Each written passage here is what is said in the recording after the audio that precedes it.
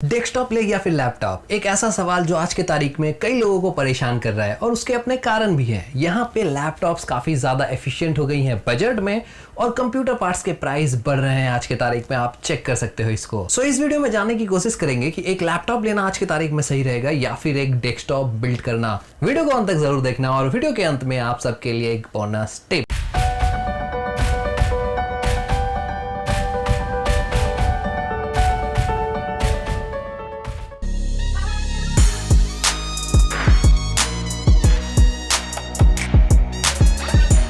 Desktop versus laptop के debate पे आने से पहले यहाँ पे मैं एक चीज क्लियर कर दूं कि सबसे पहले आपके लिए ये तय करना जरूरी है कि आपकी बजट कितनी है। ज्यादातर लोग यहाँ पे यही गलती करते हैं कि बजट डिसाइड नहीं करते। वो ये तो डिसाइड कर लेते हैं कि उनको क्या कुछ चाहिए, क्या प्रोसेसर चाहिए, कैसा कीबोर्ड चाहिए, कैसा डिस्प्ले चाहिए, ये सब कुछ वो डिसाइड कर लेते हैं, लेकिन budget at the end decide करते हैं और वहां गड़बड़ियां होती है। क्योंकि कई बार अगर आप बजट डिसाइड नहीं करोगे तो टेक्निकली आपके पास ऑप्शन ही नहीं रहता। अगर आपका बजट बहुत ज्यादा कम है, आप ये रियलाइज करते हो, तो वहां पे आपके पास लैपटॉप का या फिर एक अच्छे लैपटॉप खरीदने का ऑप्शन रहता ही नहीं है। तो प्लीज बजट डिसाइड करो। और अगर आप उस बजट स्लैब में होते हो जहां पे आप दोनों ही परचेस कर सकते हो, तब आपके लिए ये वीडियो काम का है। दोस्तों, बात बजट की चली रही है तो यहां पे बात कर लेते हैं प्राइसिंग की। प्राइसिंग के मामले में आपको डेस्कटॉप लेना चाहिए या फिर लैपटॉप, आज के डेट में क्या बेहतर है।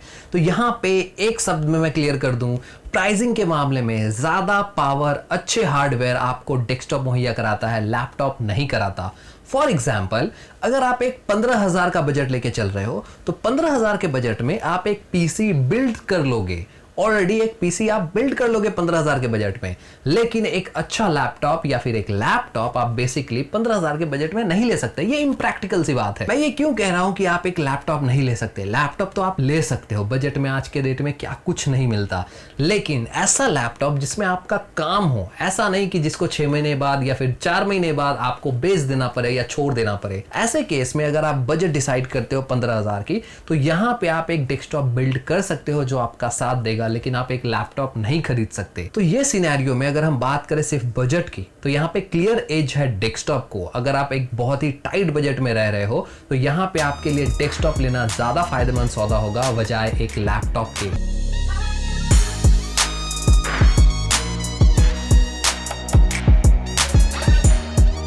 दोस्तों, प्राइस और बजट के बाद आते हैं हार्डवेयर पे। द सेकेंड मोस्ट इंपॉर्टेंट चीज जो आपको ध्यान में रखनी चाहिए, और बहुत लोग इस पे बहुत ज्यादा गौर करते भी हैं कि हार्डवेयर आपको क्या कुछ मिलता है। यहाँ पे पहले से माइंडसेट होता है कि आपको ये चाहिए, ये चाहिए, ये चाहिए, रैम के लिहाज से या फिर एसएसडी के लिहाज से या फिर हार्ड ड्राइव के लिहाज से या फिर प्रोसेसर के लिहाज से। तो यहाँ पे मैं एक चीज क्लियर कर दूं कि जो प्रोसेसर आपको डेस्कटॉप में देखने को मिलता है, वही सेम प्रोसेसर आपको लैपटॉप में देखने को नहीं मिलेगा।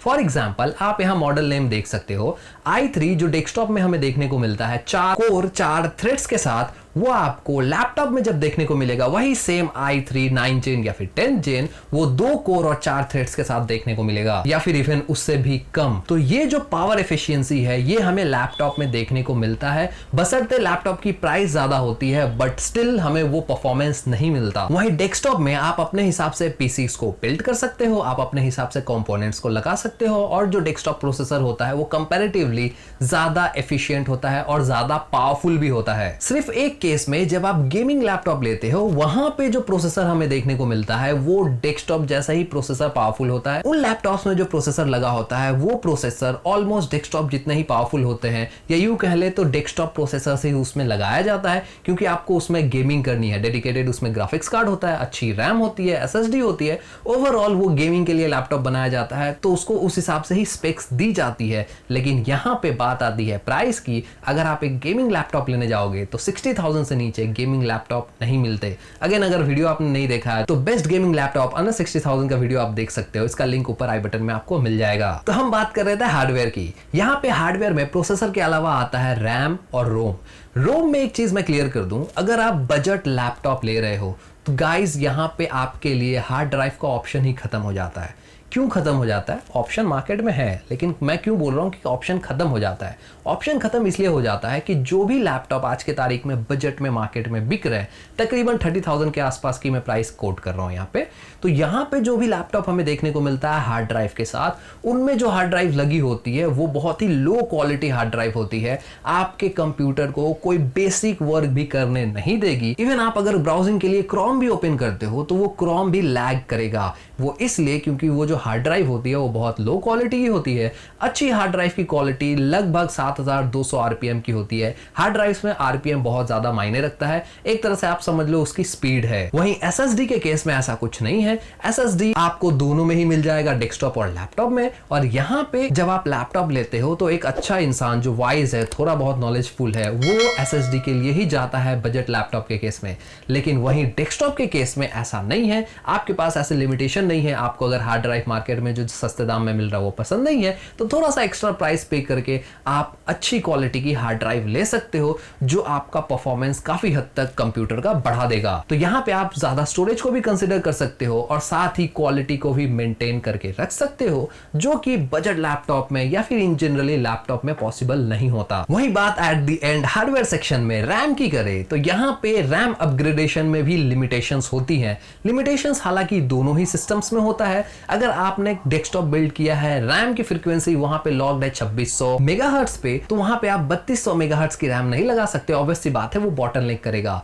लेकिन आप यहाँ रैम की साइज बढ़ा सकते हो। रैम की साइज आप बढ़ा के 16 जीबी 16 से 32 जीबी तक कर सकते हो। लेकिन लैपटॉप्स के केस में ऐसा पॉसिबल नहीं होता। लैपटॉप्स के केस में रैम की साइज जो बढ़ाने की स्पेस है बहुत लिमिटेड होती है और आप एक लिमिटेड नंबर तक ही रैम्स को लगा सकते हो। तो ओवरऑल अगर हम सिनेरियो को देखें तो यहाँ पे हार्डवेयर आपकी बहुत ज्यादा प्रायोरिटी में है। अच्छी हार्डवेयर कॉन्फ़िगरेशन चाहिए तो आपको डेस्कटॉप के लिए जाना चाहिए, क्योंकि यहाँ पे क्लियर विनर डेस्कटॉप है।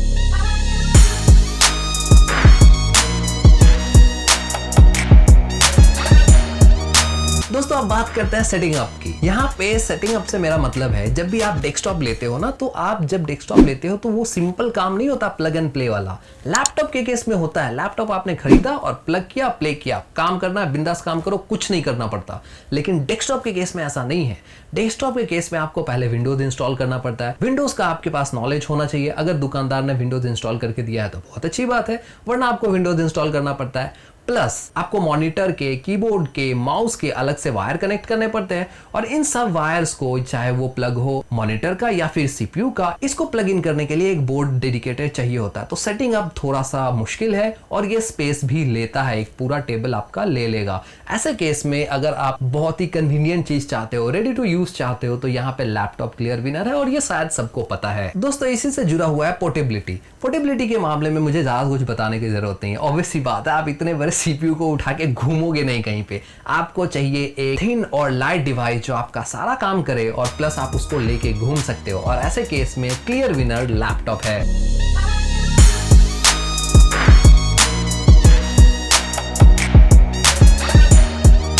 अब आते हैं अपग्रेडिंग के ऊपर। हालांकि इस बारे में हमने थोड़ी सी बात की थी रैम वाले सेक्शन में, लेकिन यहां मैं बात कर रहा हूं कंप्लीट अपग्रेडेशन की। आप सपोज करो कि एक लैपटॉप को आप यूज कर रहे हो पिछले 4 सालों से। 4 साल से यूज करने के बाद अब आपको नीड फील हो रही है कि चलो लैपटॉप को थोड़ा अपग्रेड किया जाए, ये थोड़ा स्लो हो चुका है। तो यहां पे जब आप अपग्रेड करने जाओगे तो आपके पास बहुत ही लिमिटेड ऑप्शन रहते हैं। आप लैपटॉप का प्रोसेसर चेंज नहीं कर सकते। प्रोसेसर चेंज करने का बहुत तामझाम है। टेक्निकली पॉसिबल है बट कोई नहीं कराना चाहता, सिंपल सी बात है। तो अपग्रेड करने का ऑप्शन क्या क्या बचता है? आप या तो उसमें एसएसडी लगवा सकते हो अगर स्पेस है तो, और नहीं तो एक मेजर जो अपग्रेड होता है लैपटॉप के केस में वो रैम होता है। आप रैम खोल के निकाल दो, एक बड़ी सी रैम लगा लो, बड़े साइज की रैम लगा लो। यहाँ पे आप 2 GB से 4 GB या फिर 4 GB से 8 GB पे शिफ्ट कर सकते हो, डिपेंडिंग की उसकी ऑप्शन दी हुई है जो कि आमतौर पे लैपटॉप्स में दी रहती है। तो यहाँ पे जो मेजर अपग्रेड आप लैपटॉप के साथ कर सकते हो वो सिर्फ आप रैम की एक स्टिक को चेंज करके दूसरी स्टिक लगा सकते हो। यही है लैपटॉप अपग्रेडेशन, इसके अलावा कुछ नहीं है। वहीं पे दूसरे तरफ डेस्कटॉप के केस में आप क्या कुछ नहीं अपग्रेड कर सकते। आपको डिस्प्ले पसंद नहीं है, आप मॉनिटर चेंज कर दो, डिस्प्ले अपग्रेड हो गया। आपको ग्राफिक्स कार्ड पसंद नहीं है, आप ग्राफिक्स कार्ड निकाल के नया वाला ग्राफिक्स कार्ड लगा लो, ग्राफिक्स कार्ड अपग्रेड हो गया।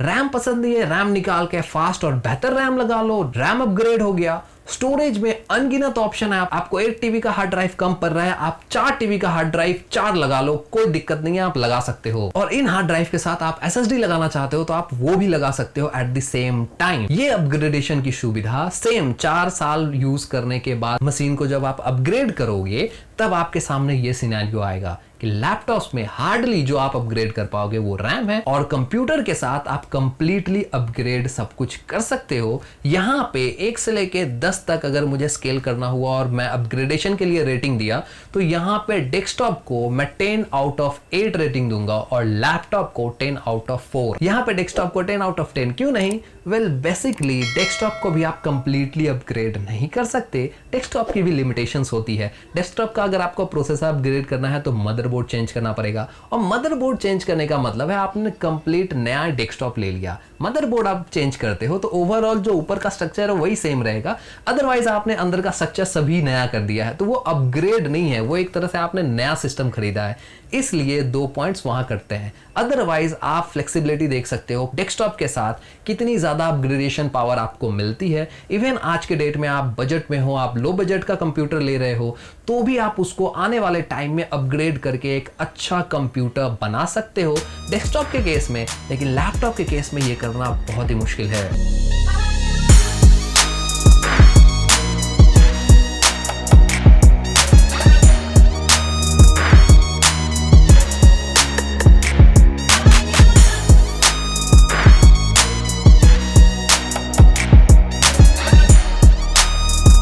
अब अपग्रेडेशन से ही जुड़ा हुआ चीज है रिपेयर। जब आप रिपेयर कराने जाते हो किसी भी चीज को तो सबसे बड़ी चीज होती है उसका पार्ट्स मार्केट में अवेलेबल होना चाहिए। डेस्कटॉप के केस में आपको पार्ट्स मिलेंगे क्योंकि डेस्कटॉप असेंबल किया जाता है, उसके पार्ट्स आपको आसानी से मिल जाएंगे। प्रॉब्लम होती है लैपटॉप्स के साथ। लैपटॉप को सपोज आप रिपेयर कराने गए 2 साल बाद, अब 2 साल बाद क्या पता उस कंपनी ने उस मॉडल को बनाना बंद कर दिया हो। अगर बंद कर दिया हो तो वो पार्ट्स मिलेंगे ही नहीं, वो पार्ट्स आपको सिर्फ और सिर्फ मिलेगा उस पर्टिकुलर कंपनी के पास, वो भी लिमिटेड नंबर में। तो वो जो लिमिटेड नंबर है उसकी कॉस्टिंग फिर बहुत ज्यादा होगी, तो यहाँ पे आपका कॉस्ट भी लगता है और एक अनसर्टेनिटी भी रहती है कि क्या लैपटॉप हम रिपेयर करा पाएंगे। रिपेयर तो होता ही है बट डिपेंड करता है कि वो रिपेयर किस हिसाब से हो रहा है। तो लैपटॉप को रिपेयर कराने की भी कॉस्टिंग बहुत ज्यादा है, रिपेयर कराने में प्रॉब्लम भी है, अगर ज्यादा दिन पुराना हो जाए तो फिर पार्ट्स नहीं मिलते। लेकिन डेस्कटॉप के केस में उसकी कॉस्टिंग उतनी नहीं आती, और साथ ही सबसे इंपॉर्टेंट चीज ये है कि डेस्कटॉप को काफी हद तक अगर आपके पास थोड़ा बहुत भी टेक्निकल नॉलेज है तो आप खुद ही रिपेयर कर सकते हो। बहुत ज्यादा कुछ नहीं होता, बशर्ते आप मदरबोर्ड ना जला दो, फिर आपको वो चेंज करना पड़ता है और वो भी मार्केट में मिल जाएगा। तो ये एक बहुत बड़ी एडवांटेज है डेस्कटॉप के केस में जो आपको लैपटॉप में देखने को नहीं मिलता। Well at the end mobility और रेडी टू यूज के मामले में ही लैपटॉप बाजी मारता है, अदरवाइज किसी भी लॉन्ग टर्म इंसान के लिए, खासकर typical Indian middle class user के लिए लैपटॉप लेना कहीं से भी फायदेमंद नहीं है। हाँ, वहीं अगर आप एक अच्छा बजट लेके चल रहे हो और आपको ये सब तामझाम नहीं चाहिए, रेडी टू यूज चाहिए, सिंपली खरीदा और अपना काम करना स्टार्ट कर दिया, तो ऐसे में मैं रिकमेंड करूंगा कि आप हाईली एक गेमिंग लैपटॉप बाई करो जहां पे आपको सब कुछ मिलेगा, पावर मिलेगा, परफॉर्मेंस मिलेगा, लेकिन उसकी प्राइस देनी पड़ेगी। बस वो रेडी टू यूज है, मोबिलिटी है, सब कुछ है उसमें, बस आपके पास पैसे होने चाहिए। थोड़ा सा बजट अगर आप बड़ा करते हो, एक अच्छा बजट लेके चलते हो तो ऐसे केस में लैपटॉप ले सकते हो, बट एनी डे डेस्कटॉप एक बेटर ऑप्शन रहेगा। सो गाइस, ये थी पूरी डिटेल डेस्कटॉप वर्सेस लैपटॉप के बारे में, और आप अगर वीडियो को यहां तक देख रहे हो तो आप हकदार हो बोनस टिप के। बोनस टिप जनरली मैं अपने वीडियोस में देता हूं, जो पुराने व्यूअर्स हैं उनको पता है, जो नए हैं उनके लिए ये चीज नया है। अंत में टॉपिक से रिलेटेड बोनस टिप और बेस्ट एडवाइस मैं वीडियो के अंत में देता हूं, ताकि अगर आप वीडियो को अंत तक देखो तो आपको कुछ वैल्यूएबल चीजें मिले। तो यहाँ पे इस वीडियो के लिहाज से कुछ टिप्स हैं जो आपको कंसिडर करने चाहिए। मैंने इस पूरे डिबेट को 4 पॉइंट में डिवाइड कर दिया है, जिससे आपको जज करने में बेटर होगी कि आप क्या ले सकते हो। अगर हम बात करें गेमिंग की, तो यहाँ पे गेमिंग करने के लिए आप पर्टिकुलर चीज लेना चाहते हो, चाहे डेस्कटॉप हो चाहे लैपटॉप, और आप कंफ्यूज हो कि क्या लें, तो आप ब्लाइंडली एक डेस्कटॉप बाय करो। अगर आपके पास लिमिटेशंस नहीं है, अगर आप डेस्कटॉप बाय कर सकते हो तो आप आंख बंद करके बाय करो, क्योंकि गेमिंग के लिए एनी डे एक डेस्कटॉप ज्यादा वैल्यू फॉर मनी होगा। कम प्राइस में अच्छी पावर, अच्छी परफॉर्मेंस आपको देखने को मिल जाएगी। पर वहीं दूसरी तरफ लैपटॉप के केस में आपको 60,000 से 70,000 पे करना पड़ेगा एक डिसेंट गेमिंग लैपटॉप लेने के लिए। दूसरी कैटेगरी है स्टूडेंट्स की। स्टूडेंट्स का काम जनरली क्या होता है? प्रोजेक्ट्स बनाना ऑनलाइन क्लासेस अटेंड करना, थोड़ा बहुत सर्फिंग करना, रिसर्च करना, जनरल वर्क जो होता है एक सिस्टम के साथ। तो यहाँ पे आप आराम से लैपटॉप को बाई कर सकते हो, क्योंकि स्टूडेंट के केस में कई बार उनको लैपटॉप लेके कॉलेज स्कूल जाना पड़ सकता है, कई बार दोस्तों के साथ ग्रुप स्टडी में काम आ सकता है, तो वहाँ आप कंप्यूटर उठा के तो नहीं जा सकते। स्टूडेंट के लिए सबसे बेस्ट रहेगा लैपटॉप। आप एक डिसेंट लैपटॉप बाई करो, तकरीबन 40,000 का बजट लेके चलो, क्योंकि उसी में आप एक बेहतर लैपटॉप बाई कर सकते हो जो फ्यूचर में अच्छा अपग्रेडेशन ऑप्शन आपको मुहैया करा देगा। तीसरी कैटेगरी है वर्क से रिलेटेड। आप अगर दुकान में कहीं बैठते हो, वहां पे अगर एक सिस्टम चाहिए, आप अगर फ्रीलांसिंग करते हो, घर में एक अच्छा सिस्टम, पावरफुल सिस्टम चाहिए, तो ऐसे केस में रिकमेंडेड होता है कि आप डेस्कटॉप बाय करो। डेस्कटॉप में क्या होता है कि कई बार आपको चीजें अपग्रेड करनी पड़ती है डिपेंडिंग कि उस सॉफ्टवेयर आप क्या चला रहे हो क्या नहीं, तो वहां पे जो अपग्रेडेशन ऑप्शन होता है वो आपको काफी फ्लेक्सिबल चाहिए होता है। तो ऐसे केस में लोग रिकमेंड करते हैं कि आप डेस्कटॉप बाय करो। हालांकि यहाँ पे आप एक पावरफुल लैपटॉप बाय कर पाते हो तो वो भी आपका काम करके दे सकता है। तो वर्क के लिहाज से आपकी प्रेफरेंस क्या है? अगर आप फ्रीलांसर हो तो फिर डेस्कटॉप बाय करो, अगर आप जॉब करते हो, कहीं ऑफिस में जाते हो और ऐसे केस में आपको एक सिस्टम चाहिए तो आपके लिए लैपटॉप बेस्ट है। डोंट गो विथ कंप्यूटर, फिर आपको क्या होगा, प्रोजेक्ट फाइल ये वो हेन तेन पेन ड्राइव में लेके कैरी करना पड़ेगा, जो कि बहुत बार प्रॉब्लमैटिक हो जाता है। ऐसे केस में ज्यादा फ्लेक्सिबल है कि आप लैपटॉप बाय करो, अगर आपका बहुत ज्यादा एडिटिंग या फिर ग्राफिक डिजाइनिंग का काम नहीं है तो, और नहीं तो आप डेस्कटॉप बाय करो, ज्यादा प्रेफरेबल रहेगा। और गाइज यहाँ पे मैं एक चीज बता दूं लास्ट टॉपिक पे आने से पहले कि इन सब में एक्सेप्शंस होते हैं, तो ऐसा नहीं है कि जो बता रहा हूं वही चीज है। डिपेंडिंग कि आपके पर्सनल नीड क्या क्या है उस पे भी बहुत सारी चीजें निर्भर करती हैं, तो यहाँ पे वो देखने वाली बात है। अब बात करते हैं कैजुअल यूज की। आप एक कैजुअल यूज के लिए सिस्टम लेना चाहते हो, थोड़ा बहुत गेमिंग कर लोगे, थोड़ा बहुत सिस्टम यूज कर लोगे, घर में बच्चे हैं तो वो सीखेंगे। और सबसे इंपॉर्टेंट बात कि मुझे ध्यान है मेरे घर में जो पहला सिस्टम आया था वो दो चीजों को ध्यान में रख के आया था। एक कि मैं कंप्यूटर चलाना सीख जाऊं, और दूसरा आपको अगर याद हो तो पहले के टाइम में एसडी कार्ड आते थे, उसमें फोटोज और वीडियोस रिकॉर्ड होता था और उसमें स्पेस बहुत कम होता था। 512 MB की स्पेस होती थी, बहुत हद तक तो 1 GB की मिल गई तो 1 GB की स्पेस होती थी, तो वो भर जाता था बहुत ही जल्दी। तो उसको स्टोर करने के लिए एक जगह चाहिए था।